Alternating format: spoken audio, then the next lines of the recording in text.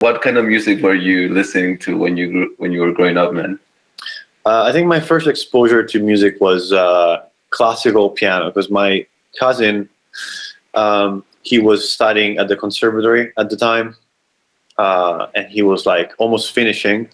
He was like playing crazy stuff, like, you know, everything, like Chopin, Rachmaninoff, you name it, like Debussy and all of them. And he was great. And we would go have lunch, you know, with my aunt and uncle on Sunday, you know, and I would be like, play the piano, and he would sit there and play these crazy pieces, and it would be so fascinating for me. And then, and I was like, I really want to learn myself. And then I asked my mom if I could take piano lessons, and she was like, of course, you can take piano lessons. And so I started taking piano lessons when I was 10, which is already kind of, some people consider that late, but I don't think, I think it's good. No. I actually think that starting too early is not good. You risk that the kid is gonna lose interest, you know? Yeah. Completely agree. Yeah.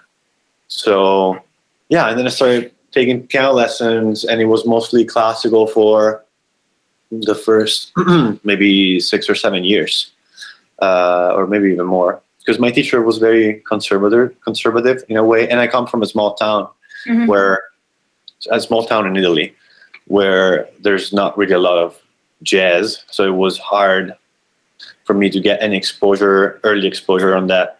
And it was even harder to find a teacher. So I just stuck to classical piano for a long time. And then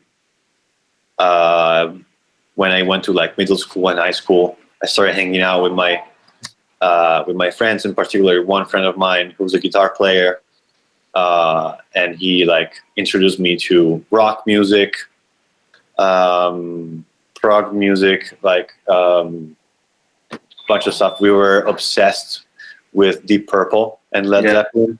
Cool.